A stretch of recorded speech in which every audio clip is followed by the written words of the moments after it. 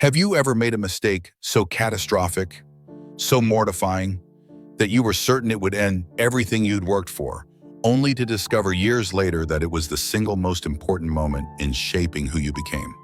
Well, hello there, my dear friends. Come settle in with your favorite cup of coffee or tea. Find that comfortable spot where we can share some time together, where the wisdom of one generation flows gently to another like a river carrying precious cargo downstream. I'm Joe, though my grandchildren have started calling me Gramps Joe, which makes me feel ancient and honored all at once. And I'm grateful beyond measure that you've chosen to spend part of your day here with me in this little sanctuary we've created together. You know, at 65, I've come to understand that life's most profound transformations often arrive disguised as our worst nightmares, wrapped up in moments of such spectacular failure that we're convinced we'll never recover from the shame and consequences. Today, I want to share with you a story about a mistake I made when I was 29 years old. A mistake so enormous, so professionally devastating, that I spent 3 sleepless nights convinced I'd destroyed not just my career, but any hope of providing for my young family. It's a story about accidentally sending the wrong presentation to the wrong client, about mixing up 2 major deals worth millions of dollars, about standing in my boss's office certain I was about to be fired and wondering how I'd explain to my wife Sarah that our dreams of buying our first house had just evaporated because of my carelessness.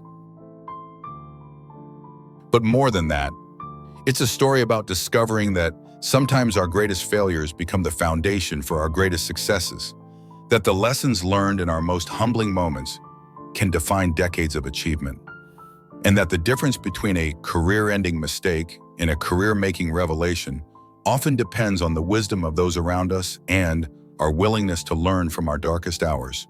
If these conversations we share bring you comfort during quiet moments, perhaps remind you of your own experiences with failure and redemption, or simply provide a gentle voice when the world feels too uncertain and too complicated, I would be deeply honored if you'd consider joining our growing family of friends here. Your presence tells me that these stories have value, that the lessons we've gathered through decades of living, working, and sometimes stumbling can offer genuine guidance to others walking similar paths. Now, let me take you back to a time that feels both like yesterday and several lifetimes ago.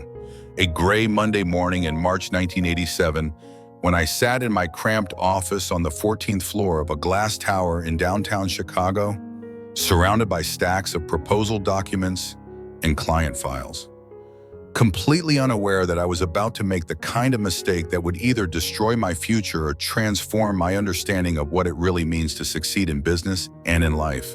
Picture, if you will, a young man hunched over his desk at 6:30 in the morning, his tie already loosened despite the early hour, his hair disheveled from running his hands through it in concentration and growing anxiety. Well, that young man was me, and I was drowning in the kind of pressure that comes from trying to prove yourself in a competitive industry while supporting a wife and baby daughter on a salary that never quite seemed to stretch far enough to cover both our necessities and our dreams. I worked for Morrison & Associates, a mid-sized consulting firm that specialized in helping companies streamline their operations and reduce costs. It wasn't glamorous work, but it was steady employment in an economy that felt uncertain.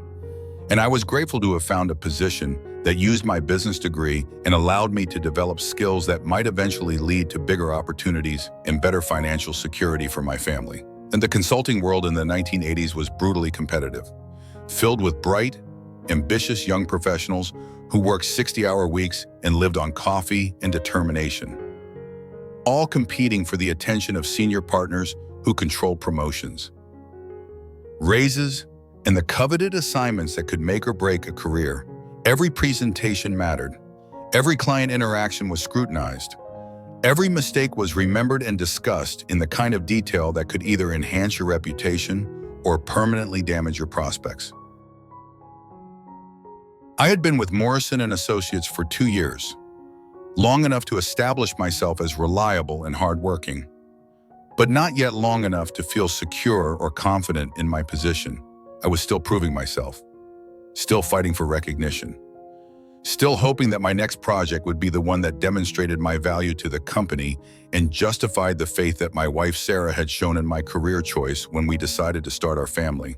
Sarah was 26 then, a nurse who had put her own career on hold when our daughter Emma was born 6 months earlier, and she had been incredibly supportive of my long hours and frequent travel, never complaining when I missed dinners or had to work weekends, always encouraging me to pursue opportunities that might advance my career, even when it meant sacrifices for our family life. But I could see the strain in her eyes sometimes, the worry about money and the future, the concern about whether we were building the kind of life we had dreamed about when we got married 3 years earlier. We were living in a tiny 2-bedroom apartment on the north side of Chicago, saving every penny we could toward a down payment on a house. Sarah had found a perfect little place in a suburb with good schools and safe neighborhoods, but it felt impossibly expensive on my modest salary. Every month, we did the math and came up short, watching our savings grow painfully slowly while housing prices seemed to climb faster than we could save. The pressure to succeed, to earn more money, to prove that I could provide for my family the way I desperately wanted to, was constant and overwhelming, and it affected my sleep, my concentration, my confidence. So I found myself second-guessing every decision, obsessing over every detail, staying late at the office not just because the work required it, but because I was terrified of making a mistake that might set back our financial goals even further. This was the context in which I found myself that Monday morning in March, working on 2 of the biggest presentations of my career, proposals that could potentially lead to promotions, raises, and the kind of professional recognition that might finally allow Sarah and me to move forward with our plans for home ownership and financial security. The first presentation was for Hartwell Industries, a large manufacturing company that was considering hiring Morrison & Associates to redesign their production processes and reduce operating costs. When it was a complex project worth approximately $2.3 million to our firm, the kind of contract that could establish my reputation as someone capable of handling major clients and sophisticated business challenges. I had spent weeks researching Hartwell's operations, interviewing their managers, analyzing their production data, and developing detailed recommendations for improvements that could save them hundreds of thousands of dollars annually while increasing efficiency and product quality. The presentation was thorough, technical, and specifically tailored to their industry and their particular operational challenges. And the second presentation was for Riverside Community Hospital, a mid-sized medical facility that was struggling with administrative inefficiencies and rising costs. They had asked Morrison & Associates to propose solutions for streamlining their billing processes, reducing paperwork, and improving communication between departments. And this project was smaller, worth about $800,000, but it was potentially more personally meaningful to me because it involved healthcare, an industry I respected deeply because of Sarah's nursing background. Both presentations were scheduled for the same week, with Hartwell Industries on Wednesday and Riverside Community Hospital on Friday. It required extensive preparation, detailed financial analysis, and carefully crafted proposals that would demonstrate our firm's expertise while addressing each client's specific needs and concerns. And the similarities between the 2 projects created both opportunities and dangers. Both involved process improvement and cost reduction. Both required analysis of complex organizational structures, and both demanded detailed financial projections and implementation timelines. But the specific recommendations, the industry terminology, the regulatory considerations, and the implementation strategies were completely different. Hartwell Industries operated in a heavily regulated manufacturing environment where safety protocols, environmental compliance, and quality control were paramount. Their challenges involved optimizing production lines, reducing waste, improving inventory management, and ensuring consistent product quality while meeting strict regulatory requirements. At Riverside Community Hospital, on the other hand, dealt with patient privacy regulations, medical billing complexities, insurance requirements, and the unique challenges of coordinating care between multiple departments while maintaining the highest standards of patient safety and satisfaction. The presentations needed to speak different languages, address different concerns, and demonstrate understanding of completely different operational realities. A proposal that confused manufacturing terminology with healthcare regulations, or that applied industrial efficiency models to patient care scenarios, would immediately reveal a fundamental misunderstanding of the client's needs and likely result in lost contracts and damaged professional relationships. I understood this intellectually, but understanding something and maintaining perfect attention to detail while juggling multiple complex projects under intense time pressure that are very different things. As the week progressed and both deadlines approached, I found myself working longer hours, drinking more coffee, sleeping less, and making the kinds of small errors in judgment that accumulate over time and create conditions for larger failures. Monday night before the Hartwell presentation, I stayed at the office until nearly midnight, making final revisions to charts and graphs, double-checking financial projections, and rehearsing my talking points. I was exhausted, but confident that the presentation was solid, comprehensive, and likely to impress the Hartwell executives who would be evaluating our proposal against those of two competing consulting firms. Monday morning, I arrived at the office early to print the final copies, organize my materials, and review my notes one more time before the Wednesday presentation. This was standard procedure for important client meetings. I always wanted extra time to ensure that everything was perfect, that every detail had been checked, that nothing had been overlooked that might undermine the professional image I was trying to project. But Monday was also the day I needed to finalize the Riverside Community Hospital presentation, which was due for delivery on Tuesday so they could review it before our Friday meeting. The hospital presentation was nearly complete, but it needed final editing, formatting adjustments, and printing. In my organized world of careful scheduling and detailed planning, I had allocated Monday morning for final touches on the Hartwell presentation and Monday afternoon for completing the hospital proposal. The problem, though I didn't recognize it at the time, was that I was running on too little sleep, too much caffeine, and too much anxiety about the importance of both presentations.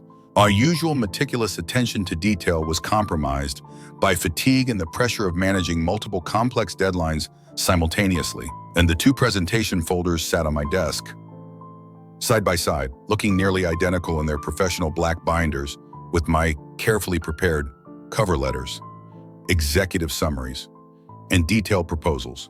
Both were addressed to company executives. Both contained sophisticated financial analysis. Both represented hundreds of hours of work and potentially career-defining opportunities. And in my tired, overstressed state, as I prepared to print the final copies and mail the hospital presentation on Tuesday morning, I made the kind of simple human error that every professional fears, but almost every professional eventually experiences. I mixed up the presentations. Instead of sending Hartwell Industries the manufacturing-focused proposal I had carefully crafted for their operational challenges, I sent them the healthcare-focused presentation designed for Riverside Community Hospital.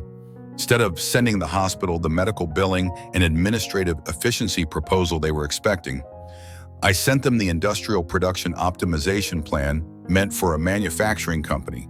The mistake was so simple, so mundane, so utterly preventable that it still makes me wince with embarrassment when I think about it 40 years later. Simply placed the wrong presentation in the wrong envelope, attached the wrong cover letter, and mailed each client a proposal that was not only inappropriate for their needs, but also revealed that I had apparently confused them with a completely different type of organization. I made this mistake on Tuesday morning and didn't discover it until Wednesday afternoon, which meant that for more than 24 hours, I was blissfully unaware that I had just committed what felt like professional suicide, and I spent Tuesday evening feeling confident and well-prepared, reviewing my talking points for the Hartwell presentation and mentally rehearsing the key arguments I would make to demonstrate our firm's expertise and value. And Wednesday morning, I dressed in my best suit, gathered my presentation materials, and drove to Hartwell Industries feeling nervous but optimistic. I had prepared thoroughly, I understood their challenges, and I was confident that our proposal offered genuine solutions that could save them significant money while improving their operations. The Hartwell conference room was impressive, a large, modern space with floor-to-ceiling windows overlooking the Chicago skyline, a polished oak table that could seat 20 people, and walls decorated with awards and photographs that celebrated the company's 90-year history of manufacturing excellence.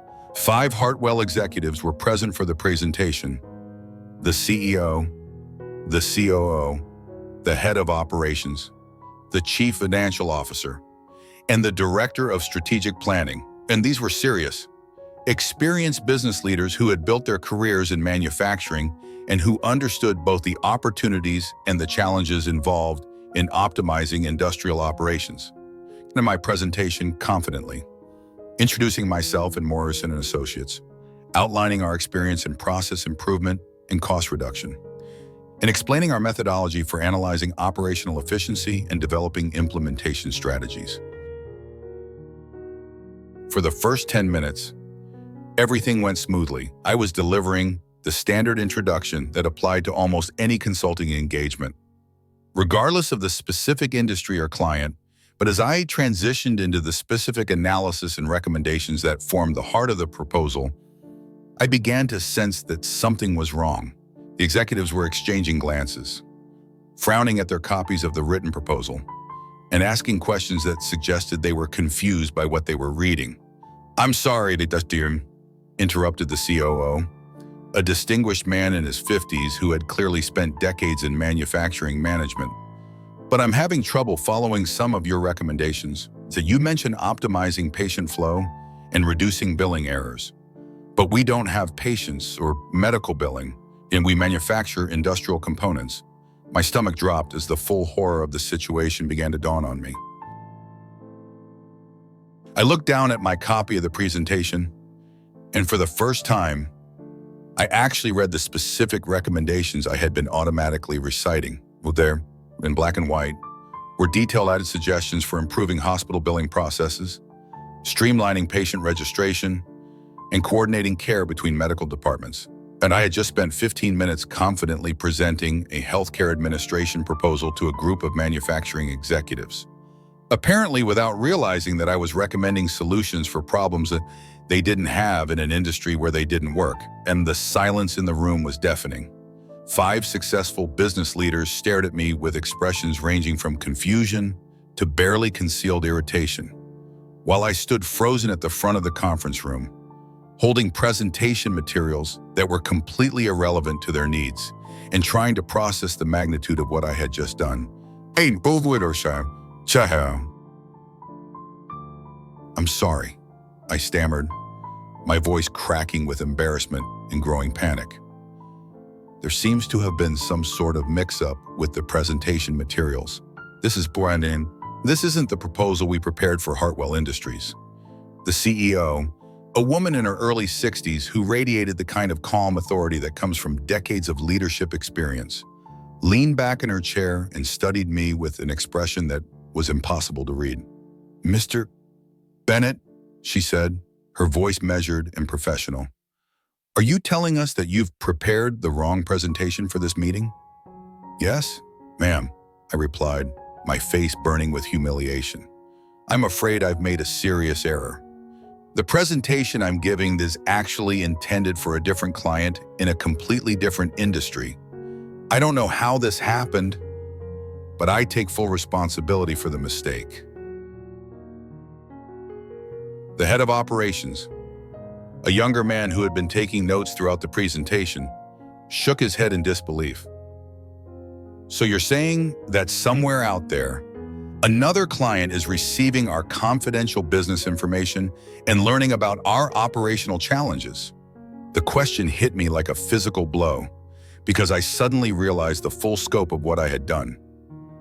Not only had I humiliated myself and potentially lost a major contract for my firm, but I had also compromised confidential business information for both clients. The Hartwell Industries' specific challenges, financial data, and strategic plans were now in the hands of a hospital administrator, while sensitive healthcare information was being reviewed by manufacturing executives.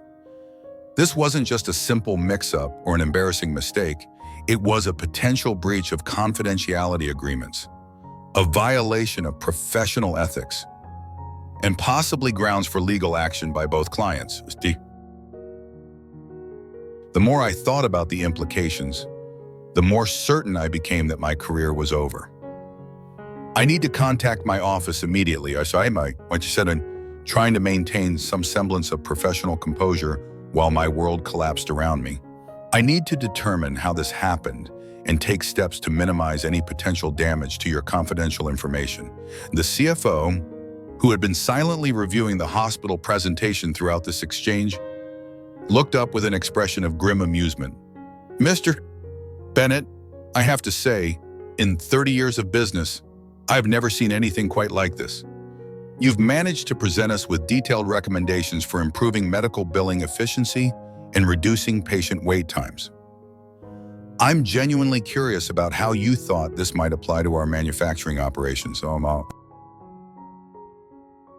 His comment, while not mean-spirited, emphasized the absurdity of the situation and made me realize that this story would probably be told and retold in business circles for years to come, not as an example of innovative thinking or creative problem-solving, but as a cautionary tale about the importance of basic attention to detail. I understand that you need to leave to address this situation, the CEO said, standing and effectively ending the meeting. We'll need to hear from your firm about how you plan to handle the confidentiality issues, and we'll obviously need to reschedule this presentation once you've prepared the correct materials. Her tone was professional but firm, and I could sense that Hartwell Industries' confidence in Morrison and Associates had been severely damaged. Even if we managed to recover from this mistake and deliver an appropriate presentation, we would now be competing against firms that hadn't demonstrated such fundamental incompetence.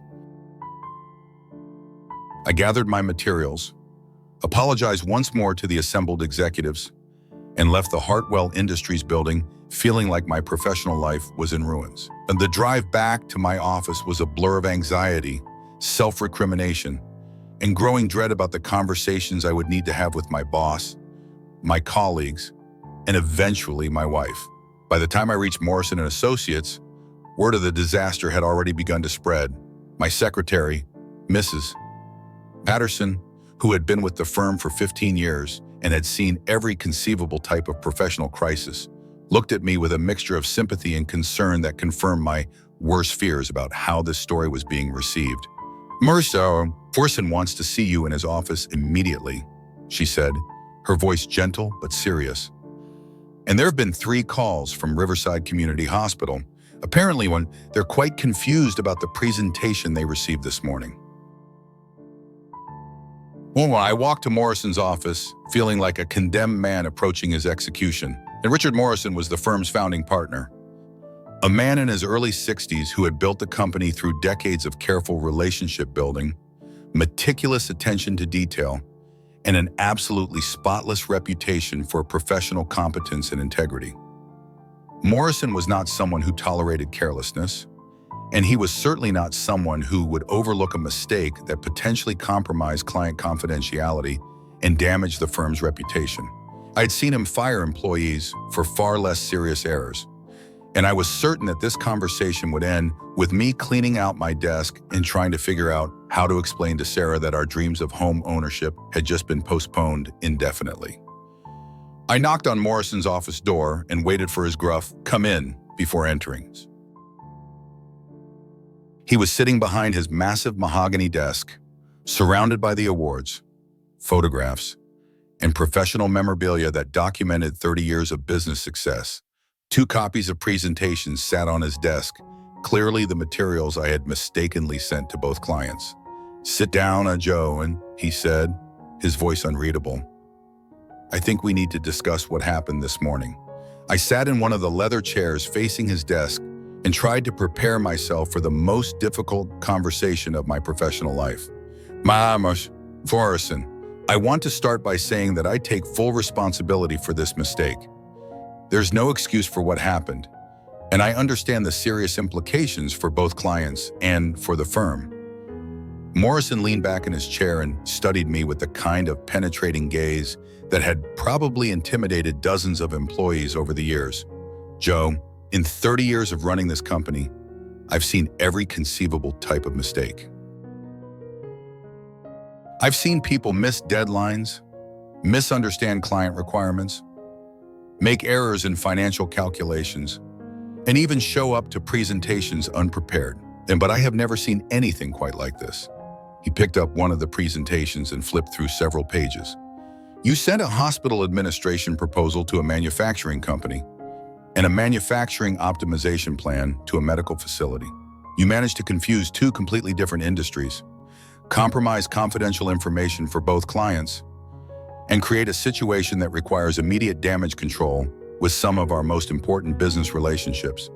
Each word felt like a physical blow, confirming my worst fears about the magnitude of what I had done. I wanted to defend myself, to explain the pressure I had been under, or the circumstances that had led to the mistake. But I knew that any explanation would sound like an excuse and would only make the situation worse, so I know how serious this is, I said, my voice barely above a whisper. I'm prepared to accept whatever consequences you think are appropriate. Morrison set down the presentation and leaned forward, resting his elbows on his desk. Joe, let me ask you something. How do you think this happened? The question surprised me because I had expected immediate termination, not an analysis of the circumstances that had led to the mistake. I think I was trying to manage too many complex projects simultaneously without adequate systems to prevent this kind of error. I was tired, stressed about the deadlines, and I failed to double-check something that should have been automatic. And what do you think we should do about it? Again, the question caught me off guard. Morrison seemed genuinely interested in my perspective rather than simply delivering judgment, which gave me a small glimmer of hope that maybe this conversation wouldn't end with the destruction of my career. I think we need to contact both clients immediately, apologize for the mistake, and offer to provide the correct presentations as quickly as possible. We need to assure them that their confidential information will be returned and that we have procedures in place to prevent this from happening again. And I paused, knowing that my next words might determine my future with the firm. I think you should probably assign these presentations to someone else, since my credibility with both clients has been severely damaged. Morrison nodded slowly, as if considering my response. Joe, those are reasonable suggestions for managing the immediate crisis, but I'm more interested in what you've learned from this experience and how you plan to ensure it never happens again. The conversation was not going at all as I had expected. Instead of the angry confrontation and immediate termination I had prepared for, Morrison seemed to be treating this as a learning opportunity, a chance to understand what had gone wrong and how similar problems might be prevented in the future. I've learned that my current system for managing multiple projects is inadequate, I said, trying to organize my thoughts and provide the kind of thoughtful response that Morrison seemed to be looking for. I was relying too heavily on my memory and my general organizational skills, without specific checks and procedures to prevent exactly this kind of mix-up.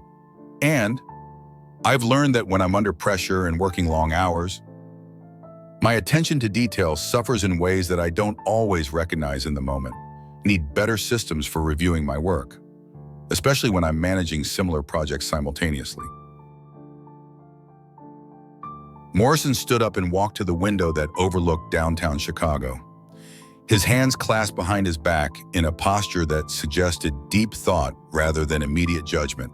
Joe, he said, without turning around, in 30 years of building this company, I've made every mistake you can imagine. I've lost clients, missed opportunities, misunderstood requirements, and occasionally done things that made me question whether I was suited for this business at all. He turned back toward me, and I was surprised to see something that looked almost like sympathy in his expression. The difference between people who succeed in this business and people who don't isn't that successful, and people don't make mistakes. It's that successful people learn from their mistakes and develop systems to prevent them from happening again. I wasn't sure how to respond to this unexpected direction in our conversation, so I remained silent and waited for him to continue. The mistake you made today was serious, and it's going to require significant effort to repair the damage with both clients. But it's also the kind of mistake that teaches lessons you can't learn any other way. Lessons about the importance of systems, attention to detail, and the absolute necessity of double-checking everything when stakes are high. Morrison returned to his desk and sat down, his expression becoming more businesslike, but retaining the thoughtful quality that had characterized our entire conversation. "Here's what we're going to do," he said, picking up his phone. "I'm going to call both clients personally, apologize for the mix-up, and assure them that this kind of error is completely uncharacteristic of our firm's normal operations. We're going to return their confidential materials immediately and provide the correct presentations within 48 hours. He paused and looked directly at me. "And you're going to prepare both presentations again from scratch. With new systems in place to ensure accuracy, you're going to double-check every detail, have someone else review your work, and deliver presentations that are so thoroughly researched and carefully prepared that both clients forget this ever happened." I stared at him in disbelief. "You're not firing me?" Morrison smiled for the first time since I had entered his office. "Joe, firing you would be a waste of a very expensive lesson. You've just learned something about attention to detail and systematic thinking that most people never truly understand. And the question is whether you're smart enough to apply what you've learned." He leaned forward again, his expression becoming serious. "But let me be absolutely clear about something. This is your one chance to prove that you can learn from this mistake and become the kind of professional who never makes it again. If you ever compromise client confidentiality or demonstrate this level of carelessness again, you'll be looking for a new job immediately." "I understand," I said, feeling a flood of relief mixed with renewed determination. "I won't let you down." "I know you won't," Morrison replied, "because you now understand something that took me years to learn, that success in this business isn't about being perfect. It's about being meticulous, systematic, and absolutely reliable when it comes to the details that matter most." As I left Morrison's office, I felt like I had been given an extraordinary second chance. But I also understood that this chance came with enormous responsibility. I had 48 hours to prepare 2 presentations that would not only address our clients' needs, but also restore their confidence in our firm's competence and professionalism. But more importantly, I had been challenged to develop new systems and approaches that would prevent similar mistakes in the future. Morrison's faith in my ability to learn from this experience was both inspiring and terrifying. Inspiring because he saw potential in me that I hadn't recognized in myself, and terrifying because failure would mean disappointing someone who had shown remarkable generosity in giving me this opportunity to redeem myself. The next 2 days were a whirlwind of research, writing, reviewing, and systematic double-checking that established patterns of work that would define my approach to professional challenges for the rest of my career. And I created checklists for every aspect of presentation preparation, from initial research through final mailing. I established procedures for reviewing all materials multiple times at different stages of the process. To catch errors before they could compromise client relationships, I enlisted Mrs. Patterson to review all client correspondence and presentation materials, creating a second set of eyes that could catch mistakes I might miss due to fatigue or over-familiarity with the content. I developed filing systems that made it impossible to confuse materials for different clients, with color coding, clear labeling, and physical separation that eliminated the possibility of mix-ups. Most importantly, I learned to slow down during crucial steps of the process, to resist the pressure to rush through final preparations, and to recognize that the few extra minutes required for systematic checking were always justified by the potential consequences of errors. The Hartwell Industries presentation was rescheduled for the following Monday, and the Riverside Community Hospital meeting remained on Friday as originally planned. Both presentations went flawlessly, not just because I had learned to be more careful, but because the experience of making such a serious mistake had motivated me to research both clients more thoroughly, understand their challenges more deeply, and develop more creative and comprehensive solutions. Hartwell Industries was impressed with our revised proposal and awarded Morrison & Associates the $2.3 million contract. Riverside Community Hospital was equally pleased with their presentation and hired us for the $800,000 project. Both clients eventually became long-term relationships that generated millions of dollars in additional business over the years. But the real transformation wasn't in the immediate success of those two presentations. It was in the fundamental change in how I approached every aspect of professional work. The mistake had taught me that attention to detail isn't just about avoiding embarrassment. It's about demonstrating respect for clients, colleagues, and the work itself. I learned that systematic thinking and careful preparation are not signs of excessive caution or lack of confidence. They're essential professional skills that enable creativity and innovation by providing a foundation of reliability and trust. Most importantly, I discovered that making a serious mistake and learning to recover from it had given me a kind of confidence that I had never possessed before. I knew that I could handle crisis situations, that I could learn from failure, and that I had the support of leaders who valued growth and learning over perfection. And over the months and years that followed, this experience shaped my approach to every challenge I encountered. When I was promoted to senior consultant 2 years later, I used the systematic approaches I had developed to manage multiple complex projects without compromising our help and your accuracy. And when I became a partner in the firm 5 years later, I brought the same attention to detail and systematic thinking to business development, strategic planning, and client relationship management.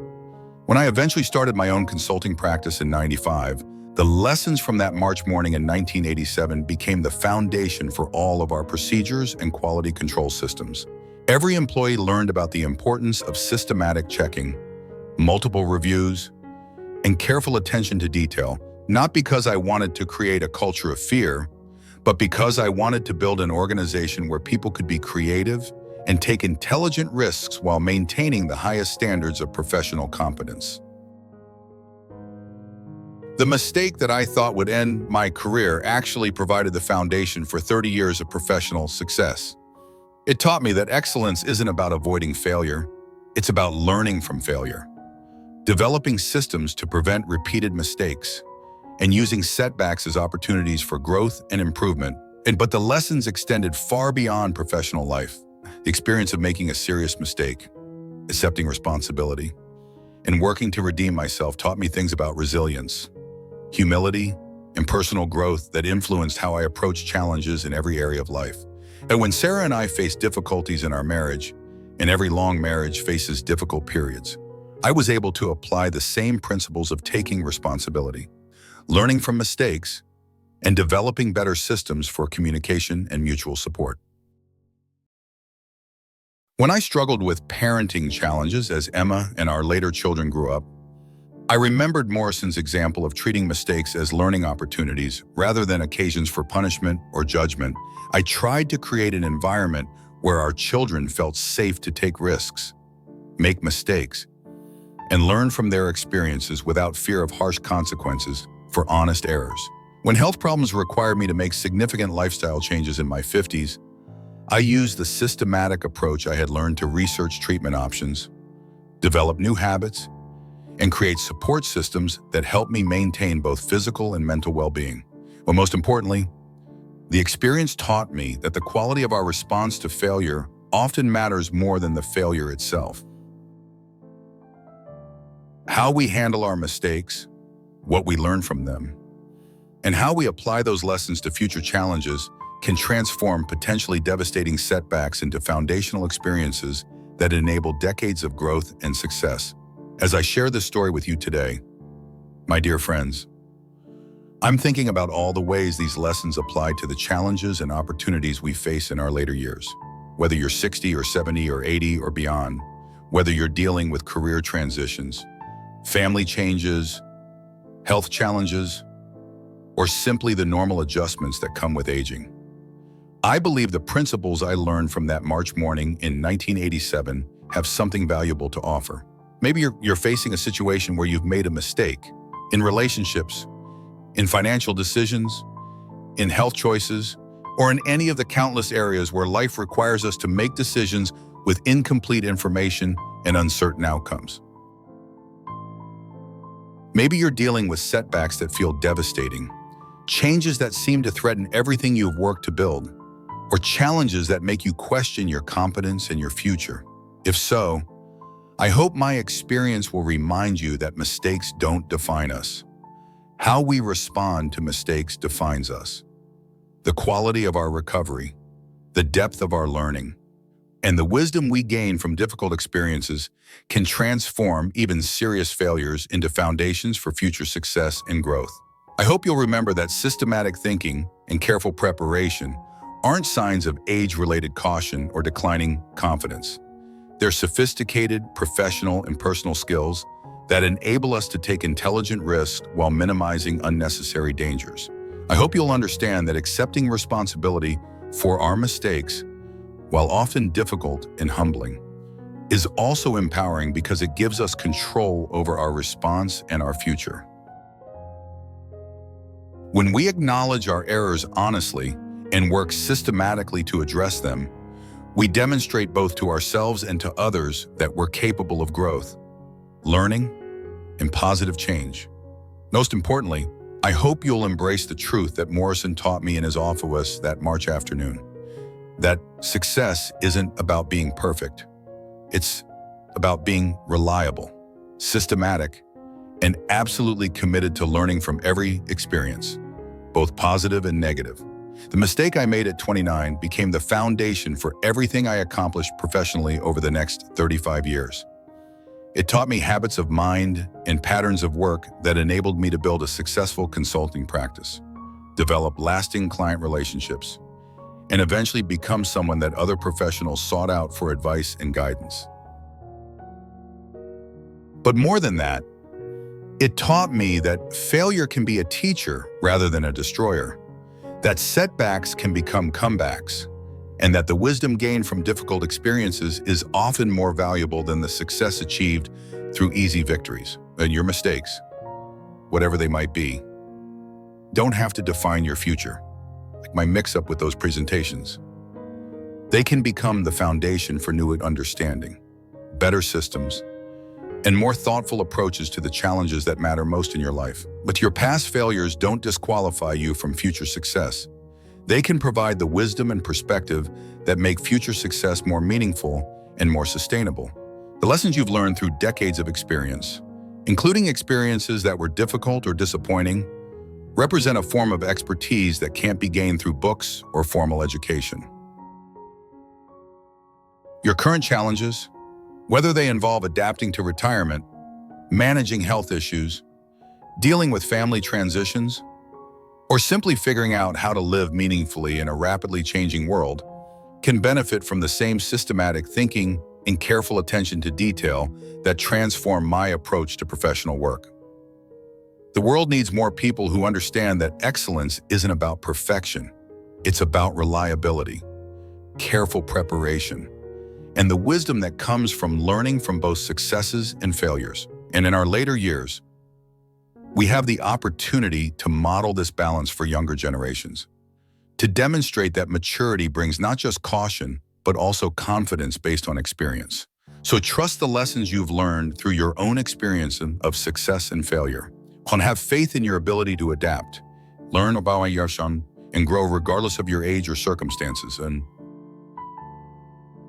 remember that the systematic approaches and careful thinking that matter in professional life also apply to personal challenges, family relationships, and all the decisions we make about how to live well in our later years.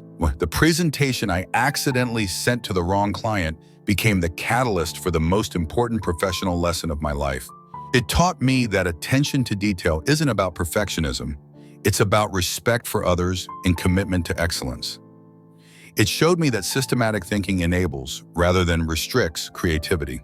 Most importantly, it demonstrated that how we respond to our mistakes matters more than the mistakes themselves.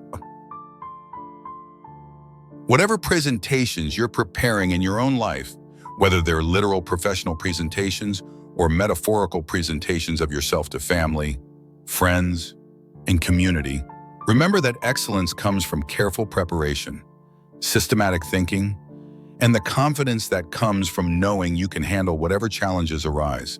The lesson Morrison taught me that day in his office, that firing me would waste an expensive education, applies to all of us as we navigate the challenges and opportunities of our later years. Every mistake we've made, every setback we've experienced, every lesson we've learned the hard way represents valuable education that can inform better decisions and more thoughtful approaches to future challenges. And don't waste those lessons by allowing past mistakes to limit your future possibilities. Instead, use them as Morrison suggested I use mine, as the foundation for more systematic, more thoughtful, and ultimately more successful approaches to whatever challenges and opportunities lie ahead. The mistake that nearly ended my career at 29 became the foundation for everything I accomplished over the next 35 years. Your mistakes and your setbacks, your difficult experiences can become the foundation for whatever chapters of your life remain to be written. The only question is whether you're willing to learn from them, apply what you've learned, and trust that wisdom gained through experience is one of the most valuable gifts you can offer to yourself and to the world. But let me tell you about what happened in the years immediately following that transformative mistake, because the real power of Morrison's lesson didn't become clear right away. It took time and repeated application and gradual accumulation of evidence to understand how fundamentally that experience had changed my approach to professional and personal challenges 6 months after the presentation mix-up.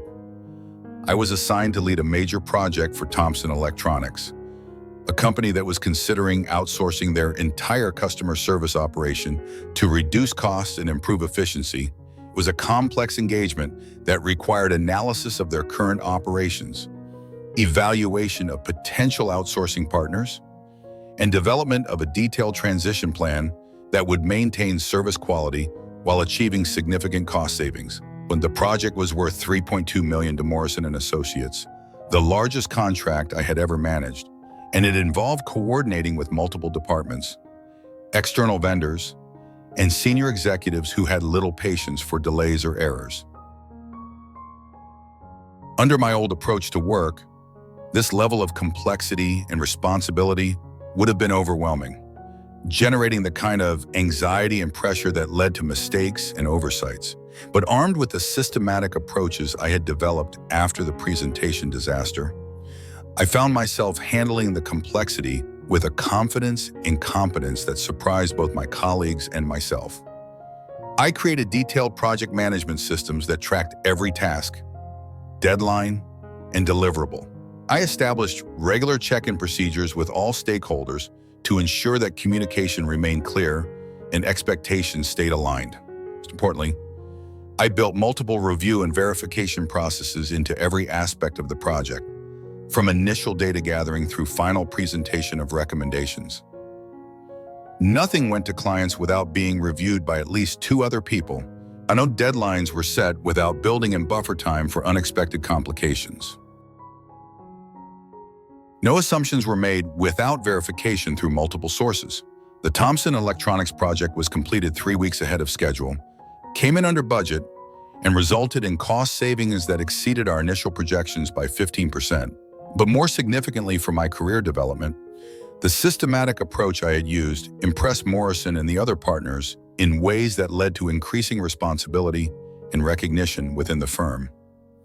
Joe Guillermo, Morrison told me during my annual review that year, what happened with those mixed-up presentations was unfortunate, but watching how you've responded to that experience has been remarkable. You've developed a level of organizational sophistication and attention to detail that enables you to handle much more complex projects than most people at your level. He paused, looking through my performance evaluations from the past year. I'm recommending you for promotion to senior consultant, effective immediately. I'm also assigning you to lead our largest client engagement next year, the Peterson Manufacturing Reorganization Project. The Peterson Manufacturing Project was a 6-month engagement where I was worth $4.8 million, involving analysis and recommendations for restructuring a company with 12 facilities, 20,800 employees, and operations in 4 states. And it was the kind of assignment typically reserved for partners or very senior consultants. And receiving it at my level was both an enormous opportunity and a significant vote of confidence in my abilities. And more importantly, it was the type of complex, high-stakes project where attention to detail and systematic thinking weren't just helpful, they were absolutely essential for success. Any mistakes in data analysis, communication with stakeholders, or coordination between multiple project teams could result in recommendations that might affect thousands of jobs and millions of dollars in business operations. The systematic approaches I had developed after my presentation mix-up proved invaluable for managing this level of complexity. And I created detailed project plans that broke the engagement into manageable phases, each with specific deliverables, timelines, and quality control checkpoints. I established communication protocols that ensured all stakeholders remained informed and aligned throughout the process. I developed data verification procedures that caught errors before they could influence our analysis or recommendations. I built review processes that involved multiple team members examining our work from different perspectives to identify potential problems or oversights. But most importantly, I learned to slow down during crucial decision points, to resist the pressure to rush through important steps, and to recognize that taking time for careful thinking and verification was always justified by the potential consequences of errors. The Peterson Manufacturing Project was completed successfully, resulting in a reorganization plan that saved the company $12 million annually while preserving nearly all existing jobs through more efficient operations and strategic reallocation of resources. The success of this engagement led to additional projects with Peterson Manufacturing and referrals to other large clients who were impressed with the quality and thoroughness of our work. But the real significance of these professional successes was that they demonstrated how the lessons learned from a single serious mistake could transform not just individual projects, but an entire approach to work and problem solving. And the systematic thinking and attention to details that I had developed out of necessity after my presentation mix-up became the foundation for handling increasingly complex challenges with confidence and competence. This pattern continued throughout my career at Morrison & Associates. Each successful project led to larger opportunities, more responsibility, and greater recognition within the firm.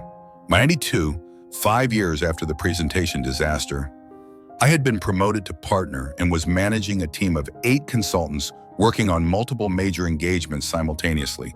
The systematic approaches that had emerged from my mistake became the standard procedures for our entire team. Every new consultant learned about the importance of detailed planning, multiple reviews, and careful verification of all work products. And we developed firm-wide quality control procedures that prevented the kinds of errors that could damage client relationships or compromise professional reputations. And more importantly, we created a culture where mistakes were treated as learning opportunities rather than causes for punishment or blame. When junior consultants made errors, and everyone made errors occasionally, we used those situations to reinforce the importance of systematic thinking and to help people develop better approaches to preventing similar problems in the future. This approach to learning from mistakes and developing systematic solutions became one of the distinguishing characteristics of our practice.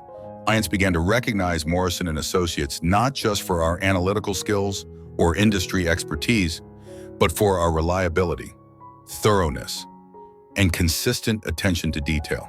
Working with your firm is different, the CEO of Patterson Industries told me during a contract renewal meeting in 1994. Other consultants are smart and creative, but you people are also incredibly systematic and careful. We never worry about whether important details have been overlooked or whether recommendations are based on complete analysis. Well, that level of reliability is worth a significant premium in consulting fees.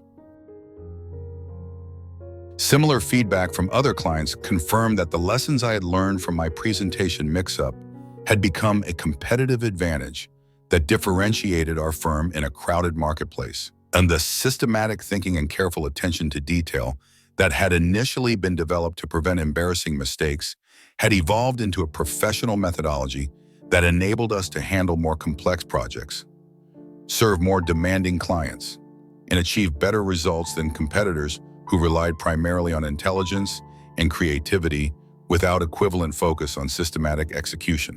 This professional success had profound implications for my personal life as well.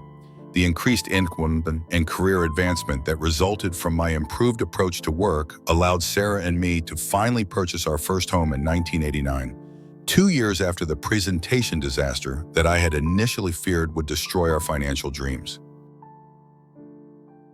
The house was everything we had hoped for, a 3-bedroom colonial in a suburb with excellent schools, a large backyard for Emma to play in, and enough space for the 2 additional children we welcomed over the next few years. But more than the physical space, homeownership represented the financial security and stability that had seemed so threatened when I thought my career might be over. The systematic approaches I had learned professionally also improved my effectiveness as a husband and father. I became more organized in managing family responsibilities, more thoughtful about planning family activities and financial decisions, and more reliable in following through on commitments to Sarah and the children. Most importantly, I learned to apply the principle of treating mistakes as learning opportunities to family situations where patience and understanding were more valuable than criticism or judgment. When Emma struggled with math in 4th grade, instead of expressing frustration with her performance, I worked with her to develop systematic study approaches that helped her understand the underlying concepts and build confidence in her abilities. And when our son Michael made poor choices as a teenager that resulted in consequences at school and at home, Sarah and I tried to follow Morrison's example of treating the situation as a learning opportunity rather than just a disciplinary issue. We helped Michael understand the connection between his decisions and their consequences. And we worked with him to develop better decision-making strategies for future situations. And this approach to family challenges wasn't always easy, and it didn't prevent all problems or eliminate all conflicts. But it did create an environment where our children felt safe to take appropriate risks, make honest mistakes, and learn from their experiences without fear of harsh judgment or disproportionate consequences.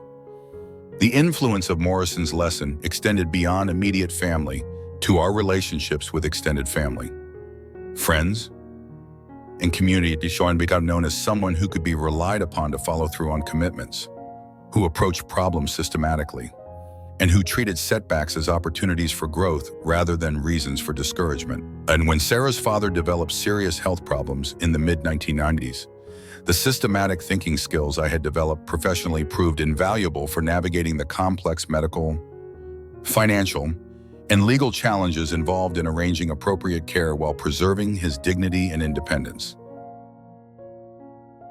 When our church needed someone to lead a capital campaign for building expansion, the project management and systematic planning approaches I had learned through consulting work enabled me to organize a successful fundraising effort that exceeded our goals while maintaining congregational unity and enthusiasm.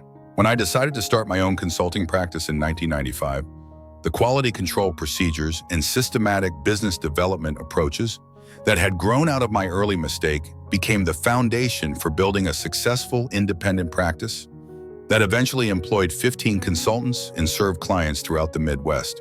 But perhaps the most significant long-term impact of that March morning in 1987 was the perspective it gave me on the relationship between failure and success, between setbacks and growth, between individual mistakes and lifetime achievements. Understanding that serious mistakes could become foundations for future success changed how I evaluated challenges, opportunities, and setbacks throughout the rest of my career and life. When economic downturns affected my consulting practice, I was able to use those difficult periods as opportunities to develop new services, strengthen client relationships, and improve operational efficiency rather than simply viewing them as threats to be endured. When health challenges required me to reduce my work schedule in my late 50s, I was able to approach those limitations systematically, developing new ways to contribute value to clients while accommodating physical constraints rather than viewing health problems as indicators that my useful career was ending. When it came time to transition my consulting practice to younger partners and eventually retire, I was able to use the systematic approaches I had developed to ensure smooth transitions that preserved client relationships and maintained the firm's reputation, while allowing me to step back gradually rather than facing an abrupt end to professional engagement. And most importantly, the experience of learning that serious mistakes could become foundations for growth gave me confidence to continue taking appropriate risks, trying new approaches, and embracing challenges throughout my career and into retirement. Rather than becoming increasingly cautious and conservative as I aged, this perspective has been invaluable as Sarah and I have navigated the challenges and opportunities of our later years. When we decided to downsize our living situation and move to a retirement community in 2018, we approached the transition systematically, researching options thoroughly, planning the move carefully, and treating any unexpected complications and problems to be solved rather than disasters to be feared. And when we've dealt with health issues, and both of us have faced various medical challenges as we've aged, we've applied systematic approaches to understanding treatment options, managing care requirements, and adapting our lifestyle to accommodate physical limitations while maintaining the highest possible quality of life. When we've faced difficult decisions about family finances, helping adult children with their challenges, or planning for long-term care needs, the systematic thinking and careful attention to detail that originated from my professional disaster have helped us make thoughtful decisions based on complete information rather than emotional reactions or incomplete understanding. Perhaps most importantly, the confidence that comes from knowing that mistakes can become learning opportunities has enabled us to continue trying new things, taking appropriate risks, and embracing new experiences rather than retreating into excessive caution or fear of failure. Last year, at age 64, I decided to try my hand at writing, something I had always been interested in but had never pursued seriously. The systematic approaches I learned from that long-ago presentation mix-up proved invaluable for organizing research, developing writing schedules, and revising drafts until they met my standards for quality and accuracy. Sarah, inspired by my example, decided to return to nursing part-time, working with a home health agency that serves elderly clients in our area. But the careful attention to details and systematic thinking that she remembered from her earlier nursing career, combined with the wisdom and patience that come from life experience, have made her extraordinarily effective at providing both medical care and emotional support to clients who are dealing with the challenges of aging. Both of these new ventures required us to step outside our comfort zones, accept the possibility of making mistakes, and trust that our accumulated wisdom and systematic approaches to learning would enable us to succeed in unfamiliar areas. The confidence to take these risks came directly from understanding that mistakes don't define us. How we respond to mistakes defines us.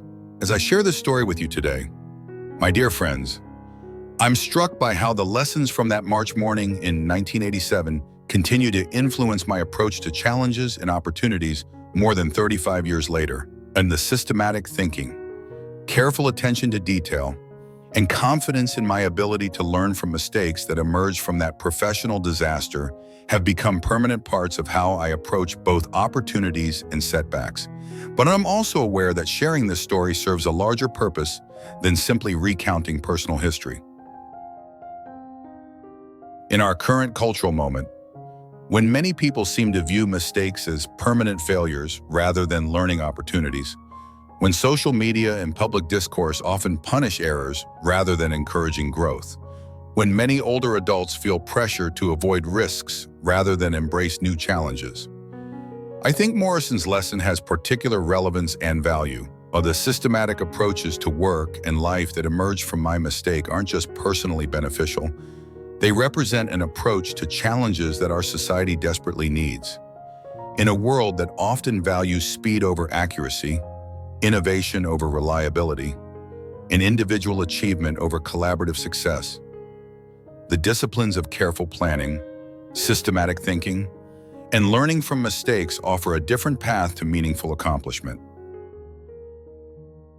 For those of us in our later years, these principles provide a framework for continuing to contribute value while acknowledging the physical and cognitive changes that come with aging. We may not be able to work as quickly or as intensively as we once did, but we can work more systematically, more thoughtfully, and with greater attention to the details that matter most. We may not have the physical energy for the kind of risk-taking that characterizes youth, but we can take intelligent risks based on careful analysis and systematic preparation. We may face limitations that weren't factors in our earlier years, but we can use those limitations as opportunities to develop creative solutions and new approaches rather than as excuses for reducing our engagement with meaningful challenges. Most importantly, we can model for younger generations the truth that Morrison taught me in his office that day, that success isn't about being perfect. It's about being systematic, reliable, and absolutely committed to learning from every experience, both positive and negative. The mistake I made at 29 became the foundation for everything I accomplished professionally over the next 35 years. And it continues to influence my approach to new challenges and opportunities as I begin what I hope will be many productive years of retirement. The presentation I accidentally sent to the wrong client taught me that careful preparation enables rather than restricts creativity. That systematic thinking is a form of respect for others and for the work itself. And that how we respond to our mistakes matters more than the mistakes themselves. And these lessons have application far beyond individual careers or personal success. They represent principles that can help families navigate challenges, communities solve problems, and society address the complex issues that require both innovation and reliability, both creativity and systematic implementation. For older adults who sometimes feel that their best years are behind them, who worry that their accumulated wisdom is no longer valued in a rapidly changing world, who struggle with the balance between taking appropriate risks and avoiding unnecessary dangers. I believe the lessons from my presentation disaster offer both hope and practical guidance. Your mistakes don't disqualify you from future contributions. They can provide the foundation for more thoughtful, more systematic, and ultimately more valuable approaches to whatever challenges you choose to embrace. Your accumulated experience, including the difficult and disappointing experiences, represents a form of expertise that can't be gained through formal education or theoretical study.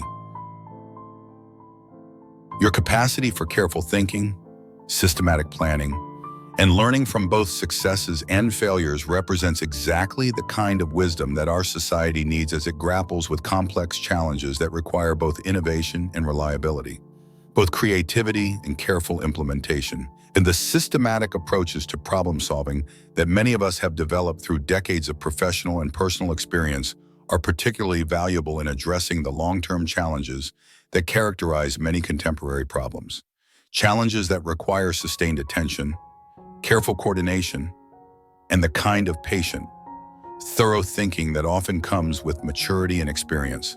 So trust the lessons you've learned through your own experiences of success and failure.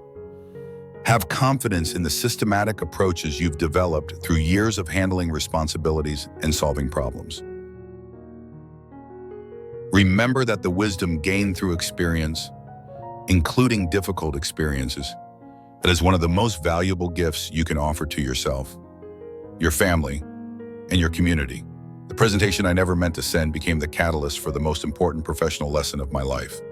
And that lesson continues to provide guidance and confidence more than 3 decades later. Your mistakes, your setbacks, your learning experiences can become the foundation for whatever contributions you choose to make in the years ahead.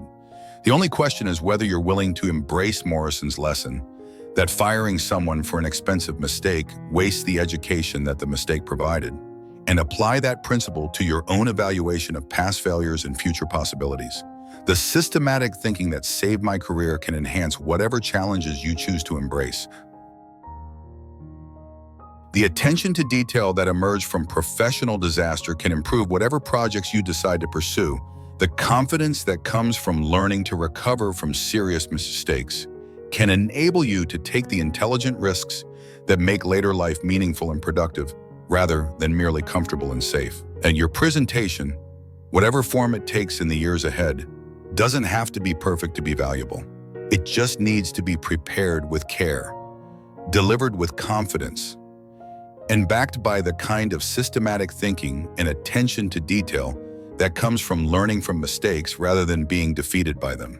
The world needs more people who understand this balance, who know how to combine innovation with reliability, creativity with systematic implementation, appropriate risk-taking with careful preparation. In our later years, we have the opportunity to model these principles and to demonstrate that wisdom gained through experience, including difficult experience, represents one of society's most valuable but underutilized resources. Upton's lesson, that March afternoon in 1987, changed the trajectory of my entire career in life. It taught me that mistakes don't define us. How we respond to mistakes defines us. It showed me that systematic thinking enables rather than restricts achievement. And most importantly, it demonstrated that the quality of our response to failure often matters more than the failure itself. These principles remain as relevant today as they were 35 years ago, and they offer hope and practical guidance for anyone facing challenges, setbacks, or new opportunities. Regardless of age or circumstances, the presentation I accidentally sent to the wrong client became the foundation for decades of professional success and personal growth. Your presentations, literal or metaphorical, are still ahead of you, waiting for the systematic preparation, careful attention to detail, and confidence in your ability to learn and grow that make meaningful contribution possible at any age. The only question is whether you're ready to embrace the opportunities that await, prepared with the wisdom that comes from learning from mistakes rather than being limited by them. And the mistake that nearly ended my career at 29 became the foundation for everything I accomplished over the next 35 years. And your mistakes, your experience, your accumulated wisdom can become the foundation for whatever chapters of your life remain to be written. The systematic thinking that emerged from professional disaster can enhance whatever challenges you choose to embrace in the years ahead. As we reach the end of our time together today, my dear friends, I hope this story has reminded you that the setbacks and failures that seem so devastating in the moment often become the foundations for our greatest achievements and most important learning. Well, the presentation I accidentally sent to the wrong client taught me lessons about systematic thinking, attention to detail, and resilience that influenced every aspect of my life for more than 3 decades. But more than the specific lessons about professional competence or career development, this experience taught me something fundamental about the nature of growth and learning that applies to every stage of life. We are not defined by our mistakes. We are defined by how we respond to our mistakes and the quality of our recovery, the depth of our learning, and the wisdom we gain from difficult experiences can transform even serious failures into foundations for future success and contribution. This principle becomes particularly important as we navigate the challenges and opportunities of our later years. The world often sends messages suggesting that our most productive years are behind us, that we should focus on avoiding risks rather than embracing opportunities. That age brings primarily limitations rather than new forms of wisdom and capability. But the lessons I learned from Morrison that March afternoon suggest a different perspective. Experience, including difficult experience, provides education that can't be gained any other way. The systematic approaches we develop through years of handling responsibilities and solving problems represent sophisticated skills that are particularly valuable for addressing complex, long-term challenges. Most importantly, the confidence that comes from learning to recover from mistakes and setbacks enables us to continue taking appropriate risks, trying new approaches, and making meaningful contributions throughout our lives, rather than retreating into excessive caution or premature resignation. And your mistakes, your setbacks, your learning experiences. All of these represent valuable education that has prepared you for whatever challenges and opportunities lie ahead. The systematic thinking skills you've developed, the attention to detail you have learned to value, the resilience you've built through recovering from difficulties. These are precisely the capabilities that our families, our communities, and our society need from people who have the wisdom that comes from living, learning, and growing through decades of experience. So don't waste the expensive education that your mistakes have provided, and don't let past failures limit your future possibilities. Don't allow age or circumstances to convince you that your most valuable contributions are behind you. Instead, embrace Morrison's lesson that people who learn from their mistakes and develop systematic approaches to preventing similar problems in the future are exactly the people who can handle new challenges and opportunities with confidence and competence. Trust the wisdom you've gained through experience. Have faith in the systematic approaches you've developed through years of handling responsibilities. Remember that the kind of careful thinking and attention to detail that often comes with maturity is particularly valuable in a world that frequently prioritizes speed over accuracy and innovation over reliability. The presentation I never meant to send became the catalyst for the most important learning experience of my professional life. Your presentations, whatever form they take in the years ahead, are still waiting to be prepared, delivered, and shared with a world that needs the kind of wisdom, systematic thinking, and resilient confidence that comes from learning from mistakes rather than being defeated by them. And thank you for spending this time with me today, for allowing me to share this story that has meant so much to my understanding of failure, learning, and the possibilities that remain available to us regardless of our age or past setbacks. The older I get, the more I appreciate these opportunities to pass along lessons that have shaped my journey and to remember that we're all still learning, still growing, still discovering new ways to contribute and connect. To remember, my dear friends, that every day offers new opportunities to apply the systematic thinking and careful attention to detail that enable meaningful contribution. Every challenge provides a chance to demonstrate the kind of resilience and learning capacity that comes from understanding that mistakes are teachers rather than judges. And in our later years, we have the privilege and responsibility of modeling these principles for younger generations, of demonstrating that wisdom gained through experience represents one of society's most valuable resources, and of showing that the best presentations, literal or metaphorical, are yet to come for those who understand that careful preparation, systematic thinking, and confidence in our ability to learn from mistakes can enable contribution and growth at any age. The mistake that nearly ended my career became the foundation for everything I accomplished afterward. At your mistakes, your experiences, your accumulated wisdom can become the foundation for whatever meaningful contributions you choose to make in the years ahead. The systematic thinking that saved my career can enhance whatever challenges you decide to embrace. The confidence that comes from learning to recover from setbacks can enable you to take the intelligent risks that make later life productive and meaningful rather than merely comfortable. Your presentation is still ahead of you, waiting for the careful preparation, systematic thinking, and hard-won confidence that make meaningful contribution possible. The only question is whether you're ready to embrace the opportunities that await, prepared with the wisdom that comes from learning from experience rather than being limited by past setbacks. The world needs what you have to offer, the systematic approaches you've developed, the wisdom you've gained, the resilience you've built through recovering from challenges and learning from mistakes. Morrison's lesson from that March afternoon in 1987 remains as relevant today as it was then.